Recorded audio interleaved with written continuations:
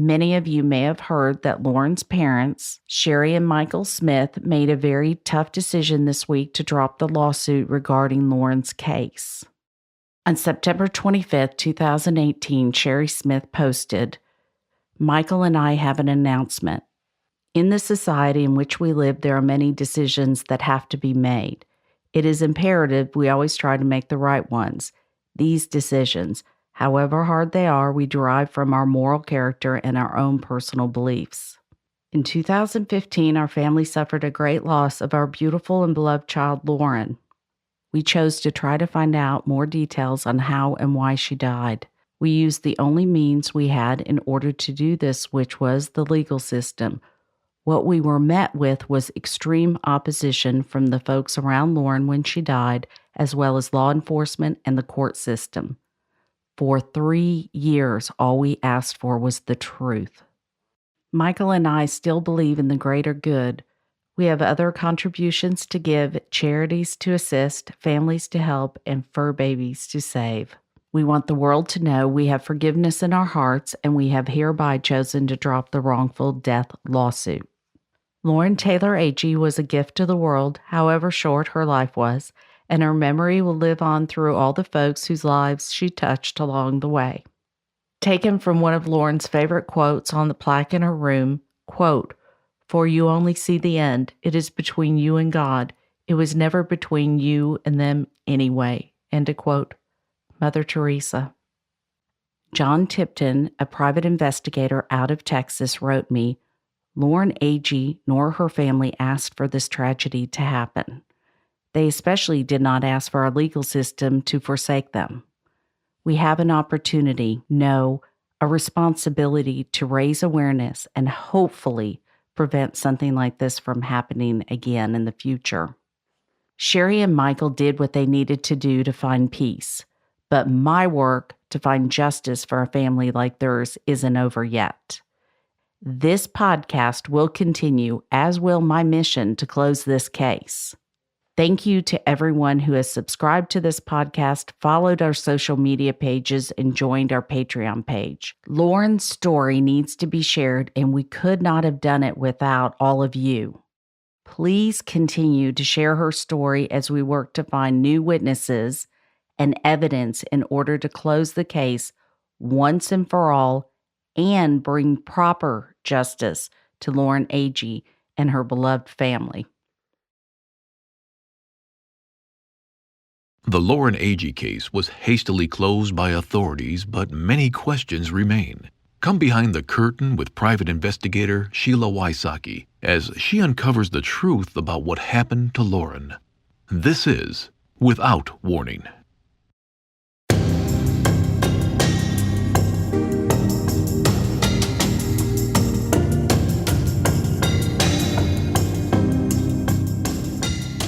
On last week's episode, you heard 2 interviews with Hanna Palmer. The first was her talking with Chris Yarchuck, the off-duty police officer at Wakefest, moments after Lauren's lifeless body was found. During this interview, she told Chris a few things that didn't add up. The most confusing part was whether Lauren went back with them to the campsite on the canoe or if Lauren got on a houseboat because she thought Hanna and friends left without her. You also heard the beginning of my interview with her when we surprised her at her home in Florida. If you recall, during this interview, a strange guy kept walking in and out of the room, and Hannah's phone kept ringing with people telling her to stop talking to us, making her uncomfortable and flustered. Let's jump right back into the interview with her. Okay, so the only thing is, at the time the police came, and did you guys go up with the police to the campsite afterwards? Afterwards. After they let us go get our stuff, but okay. They went up there and then they let us come up and get our stuff.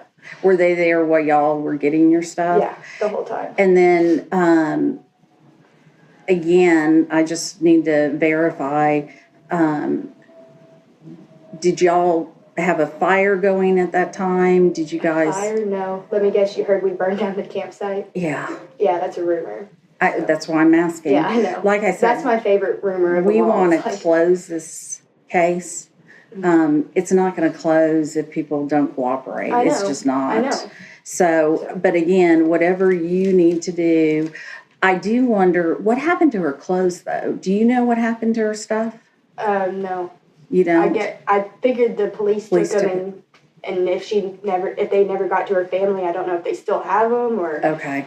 Did you see them up there with like brown paper bags, or what did the police officers, did they have? I'm going to be honest, I couldn't tell you because they were out there before us, so. Right, you would have probably seen them coming down though. Yeah, so. but I was also hysterical. Yeah, so yeah, it's like, I don't want to say no or yes. I don't know for sure what they did. And who was the people that went back up with the police officers? It was you? Me, Aaron, and I can't confirm whether Chris went up there or not, but I know me and Aaron did. Okay. I'm assuming he did, because he had to get his stuff too, but I don't know for sure. Now, did you guys all know each other? Aaron knew Chris prior, a little bit. I don't know how close they were, but he knew him prior. Me and Lauren met Chris that weekend. Okay, so you did. So basically, y'all never didn't even know. knew his name. We didn't know his name until we got up there. Yeah. And again, I don't know if this is urban legend or not, but did they have any sexual relations? No. I know they slept in the same hammock, but as far as I know, they never. Right. Did anything. I don't know how like else that. to ask that. Okay. I asked them both, and because they slept together the night prior, and they both said no. So I'm assuming no. She also had a boyfriend at the time. I mean, I know that sounds terrible that she was sleeping in a hammock with someone else, but I don't think she would have gone that far, No. So one of the questions I asked Hanna was whether or not Lauren and Chris had sex. If you recall, Chris told Ryan Melanson on the boat that dreadful day that they did have sex. So who's telling the truth, Hanna or Chris Stout? Who was her current boyfriend? His name was Chase. Was he there that weekend? No. He wasn't there? Okay. And then the houseboat, where would she have gone on a houseboat? Whose houseboat would she have gone to? I wouldn't have known a name. Okay. There were tons of people. She talked to tons of people. She's probably the most outgoing person I'd ever met. I don't know. So when you guys didn't find her and y'all just went to Wakefest, is that what happened? Well, when Evan told me, because everybody's like, don't worry, Lauren's the kind that's make friends with anyone. And right. She could be with her ex or this or that. So I'm like, okay, I'll try to keep calm. And they were like, let's just go to Wakefest. She knew what boat we were on. She knew who we were with. I was like, she'll eventually make it to us. Every boat that went by, or like when we swam, because I didn't swim the whole thing. I don't like fish, so I'm not much of a swimmer. I mean, I did a little bit, but I searched as much as I could without having to go to every single boat. And, I figured she would find us. She knew what boat we were on. She knew who I was with. She knew. That campsite that I saw, it was very, very small, this area. Yeah. Would you have heard if there was anything going on? I tell myself 100%. But, yeah, I mean, and we had Virginia up there. If something had happened, that's our dog. Sorry. Oh. Yeah, our dog was also up there. Okay. And I thought, if something, had been going on, she definitely would have barked or, at least woken up and tried to figure out what was going on. And so from what I understand, the other guys, if they had come back up, she would have barked then? I would think so, yeah. She barked at almost everybody, so. Okay. Is there anything that, the last time you saw her alive was what time? When we went to bed at like 3, 4 in the morning. 3 or 4, whatever time we finally fell asleep. And then I'm sorry, were you guys together the entire night before 3 a.m.? We separated. We were in the same group, but right. No, we weren't together the whole time. There were plenty of times. So, we weren't you together. would be at the bar and she would be elsewhere, She'd vice be versa. out smoking or talking to somebody, or I'd But you run were up always to in the car. same vicinity. We were always at the marina. Okay, at the marina. Yeah, Okay. we were the parking lot, the marina, and like the boats and stuff. We didn't leave that area. Okay, until 3 when you got On to the go back. To go back. Okay. And then, so you only stayed up for about 20 minutes and then that was it? That was it, yeah. And that was the last time. Was she asleep the last time? She was asleep when I last saw her, but I'd been drinking heavily, so I never woke back up and checked on her to see if she was still there. And once I was asleep, I was asleep. So.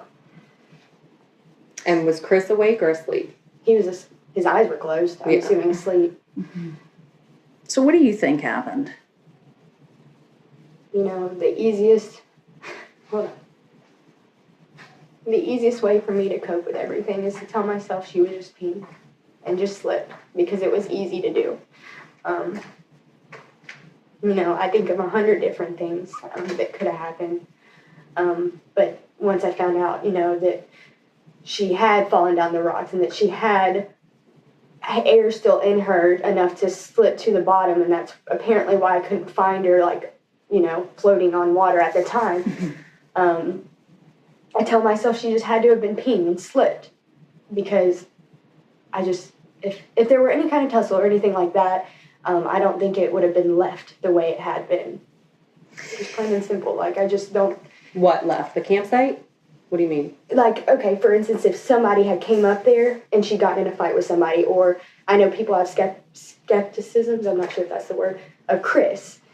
If that had happened, I don't think it would have been left the way it was, like just her had fallen and left there, you know, to be found like that. What did he say in the morning? Did he say anything? He had been drunk. He passed out. And a matter of fact, when we had been coming to get back on the canoe to go up, he had been passed out in a chair on a houseboat. We had to physically wake him up and pretty much drag him up to the cliff to go to sleep. So he was gone. He was asleep. He wasn't, I mean, I didn't know him well, but he was gone.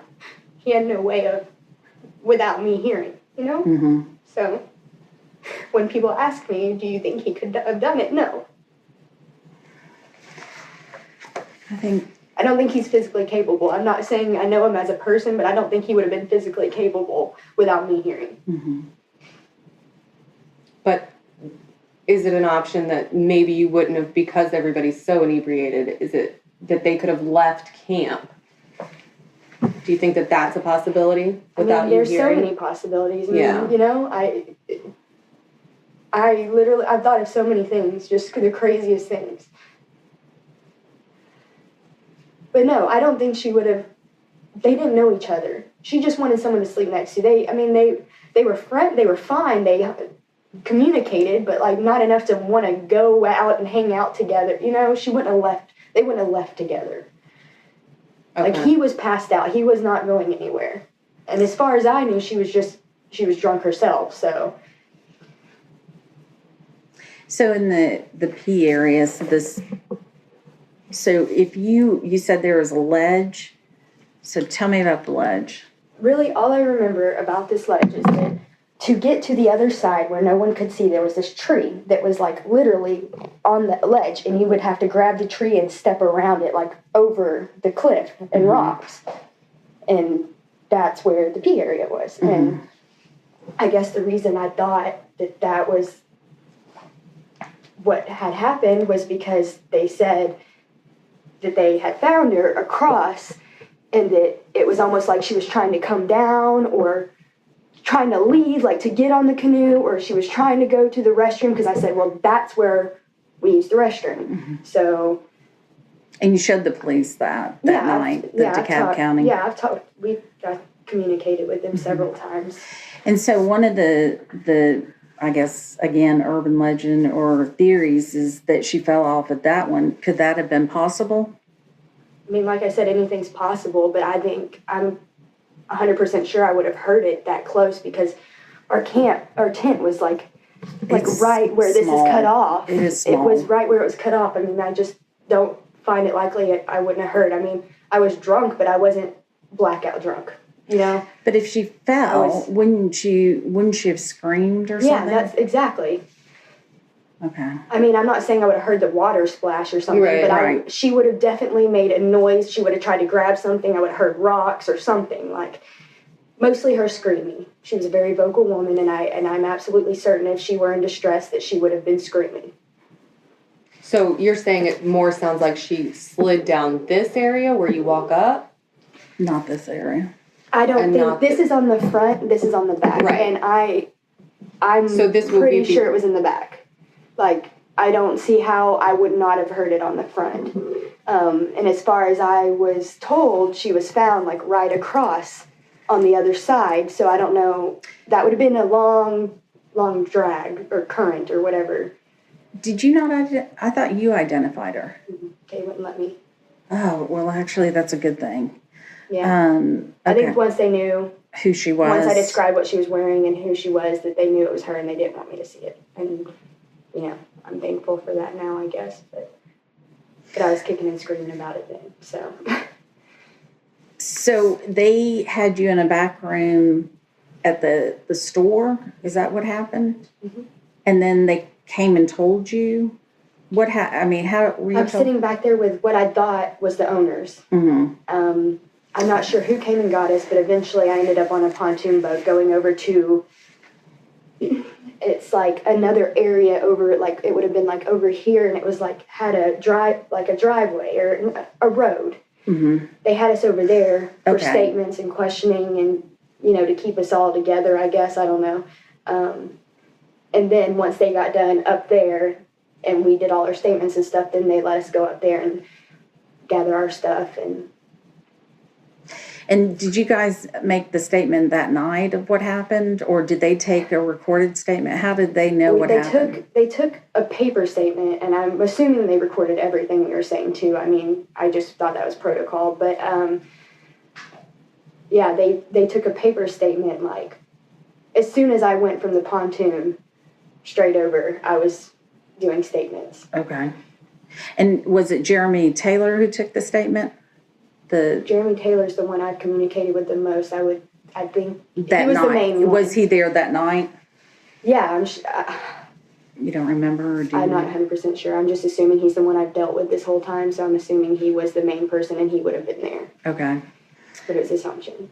Okay. In an investigation, when there are witnesses involved, you generally separate all the witnesses so they are not influenced by one another. You want the statement to come from their perspective, not overhearing someone and changing their story. Once DeKalb County took over, they did not separate the campers. They kept them together.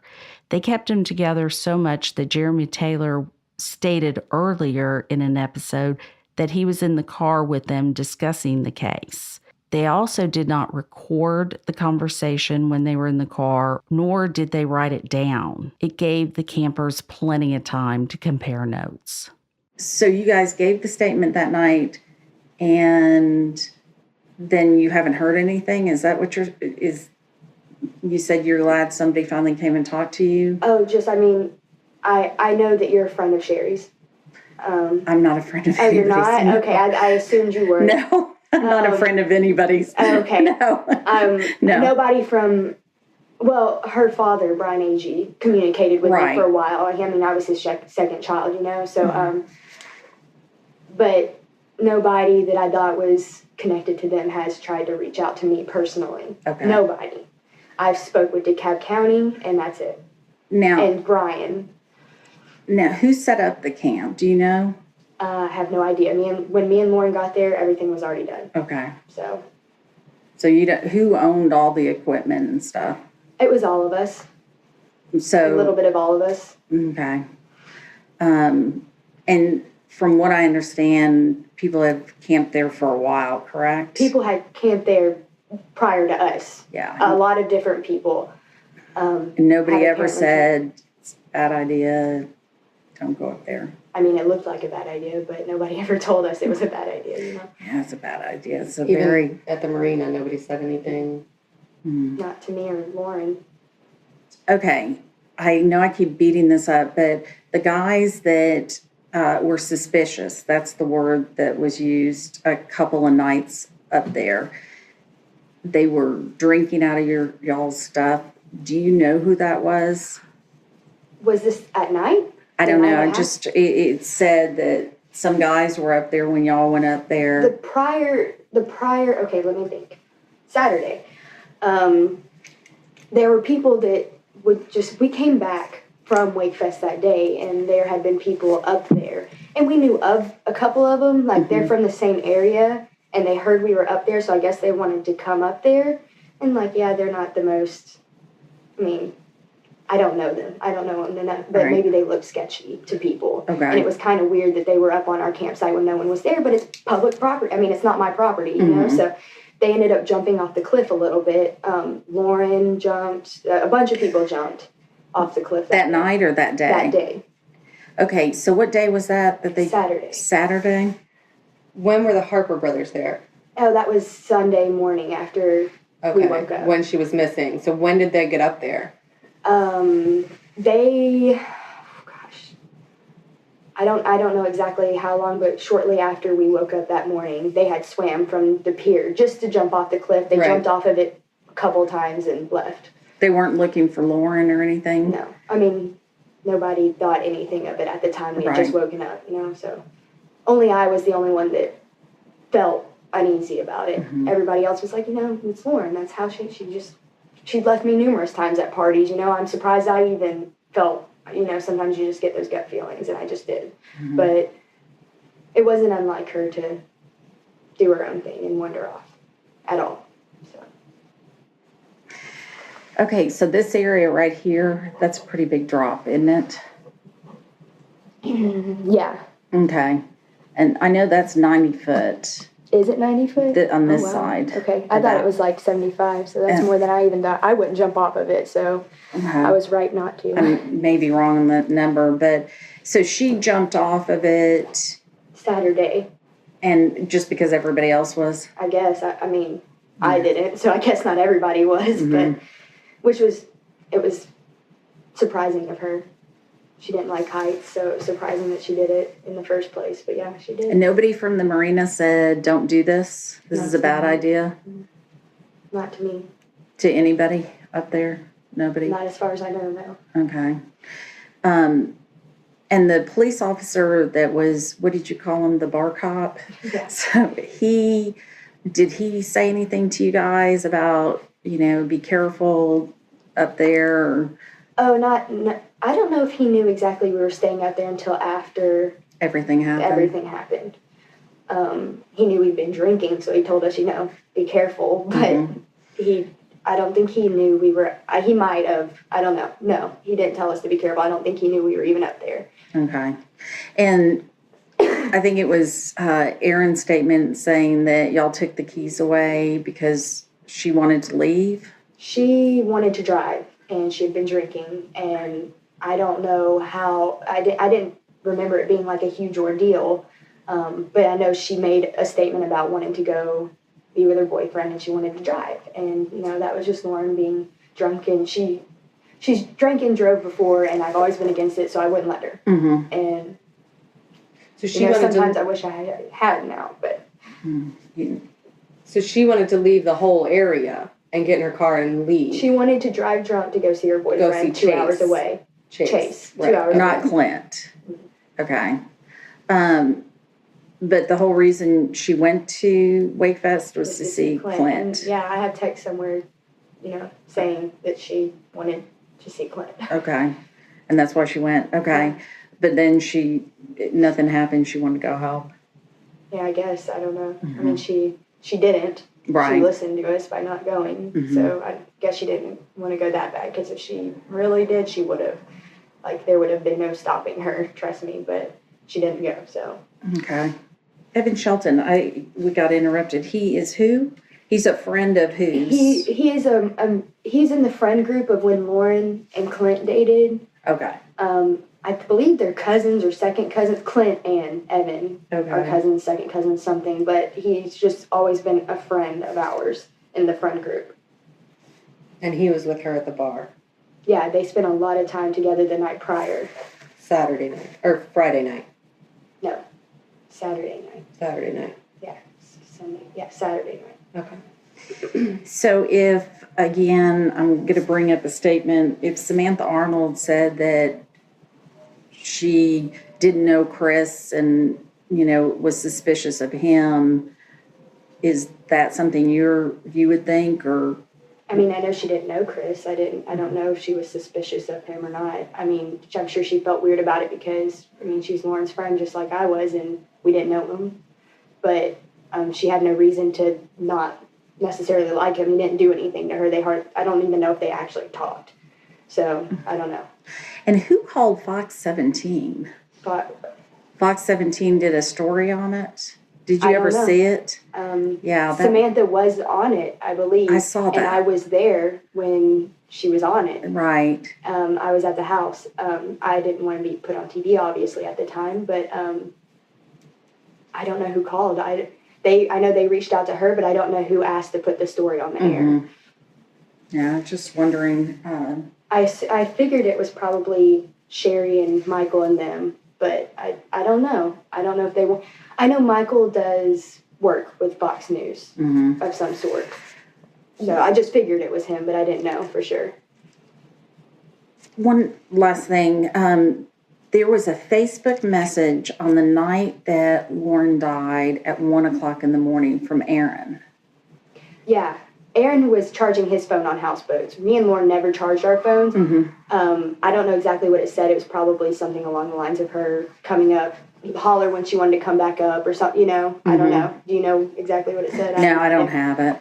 Yeah. Yeah. Okay. I mean, I wouldn't put it, I'm not 100% sure. You could ask him. I think he just showed up. Oh, maybe. okay. But I'm not 100% sure, but I know he had been charging his phone on houseboats. Is there anything that we missed that you think we ought to know? Any people? That we need to talk to? I think you should talk to Clint I think, yeah. And what's his last name? Martin. Okay. And he's her ex-boyfriend from Before Chase. before Chase. But she still stayed in contact with him as far as I know. Right, and they were on and off for 3 years. Yeah, they dated for like 3 years. Okay. At this moment, Aaron Lilly stormed in and went right past us, not saying a word to us or Hanna, but straight to the strange little guy in the kitchen and asked, "How's work?" Hanna gave Aaron a look when he walked in, biting her lip and waiting for him to walk out of earshot. He probably. Oh, that's okay. You know what? sorry. It's okay. Again, we're just trying to close it. No, I know. That's what I'd like to do for everybody's sake. I just, if there's answers to be found, I want answers to be found, you know? Yeah. Are you still in contact with all of those people? Like, were with us? Yeah. For the most part. Yeah. Everybody's still friendly. Yeah. No bad Nobody's blood like, between anyone. yeah, nobody's like distanced themselves. Yeah, or, no. Everybody's all right with each other. Yeah. All right. So there's nothing else that you think we need to look into or talk to or... The only person that I thought needed to be spoken with probably would have been Clint. But other than that, I mean, I didn't, or his girlfriend, Callie. The interview ends here as Aaron came into the room with the guy to talk to us. Neither of them wanted to be recorded, telling us they didn't see why it was necessary. When Aaron sat down, he asked if the car out front was ours. He was surprised that it wasn't dirty. We were a little confused and asked why. His answer was the inside of a woman's car is always dirty. Why was he looking in the car? After an awkward laugh from Hanna and silence, he asked how we knew they lived there and then immediately asked if we were done here. Then he continued to ask questions, asking us who we were with. When I told him we were here to try to close the case, he said he's talked to Detective Taylor numerous times since the incident and since he's moved to Florida. Aaron said he doesn't know why they need to talk because as far as what he knows and what Jeremy Taylor told him, nothing has changed, and that they all agreed to do a polygraph test, but Jeremy Taylor told them that after a month or so not to do it. Hanna interrupts during this saying, they only want answers, and if they need answers, I'm going to be honest. There is so much to uncover and investigate just through this interview. Why did Jeremy Taylor tell them not to take a polygraph? Who was that strange guy in the background the whole time? If nothing had changed, why was Aaron so against talking with us?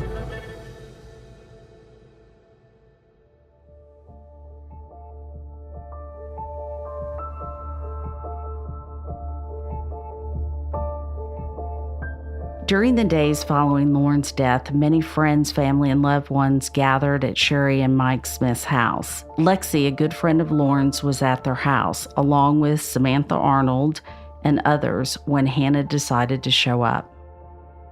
This is Lexi's account of what happened that day. And then when Hanna came in the door is when I looked at Sam's face, and she looked like she about shit a brick. She was like, oh. And I was like, okay. And Hanna comes in the door and starts making a big deal of everything. I wish it was me, blah. I mean, just making a total fool of herself. How many people?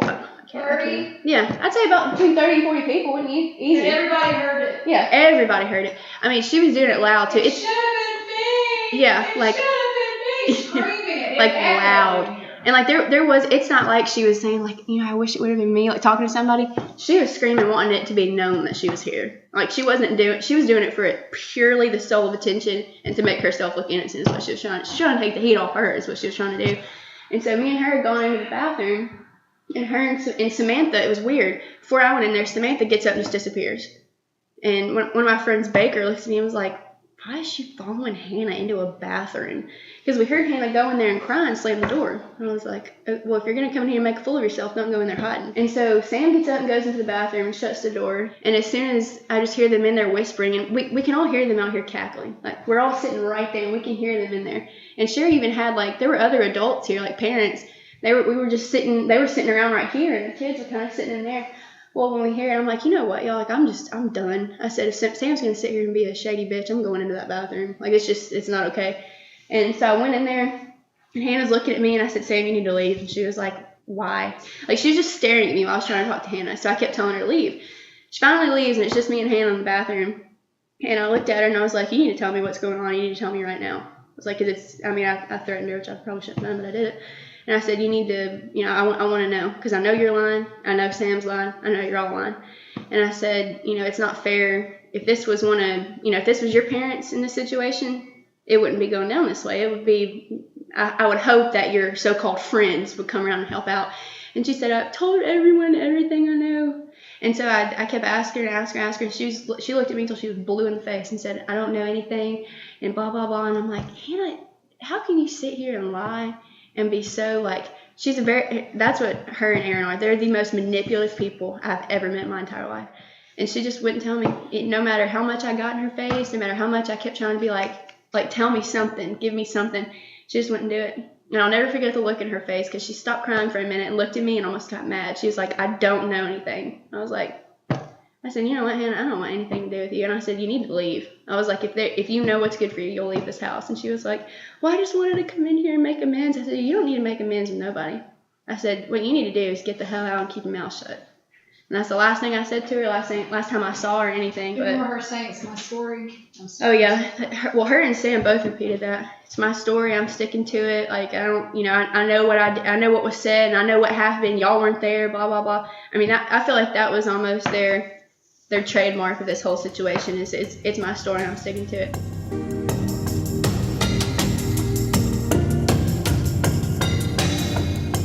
Lauren's family gives their full permission for any and all details to be shared in hope that the truth will come out. If you know anything at all, call 1-888-599-0008 or email tips@SheilaWysocki.com. Next time on Without Warning. Before they moved or right after they moved, that's when she called me and we talked for probably an hour. That's when she was like, I'll come back, you better not marry nobody, because I will be back and all this stuff. And then all of a sudden they're engaged and married and now they got a kid. So it's like, that's weird. Without Warning. Host, Executive Director, and Executive Producer, Sheila WYSOCKI. Producers, Katie Zitzman and Aaron Parker. Editors, Katie Zitzman and Aaron Parker. Mixing and mastering by Resonate Recordings. Narrator, Tim Evans. Thank you for listening to Without Warning. Make sure you subscribe to the podcast and leave us a quick review to help others discover it too.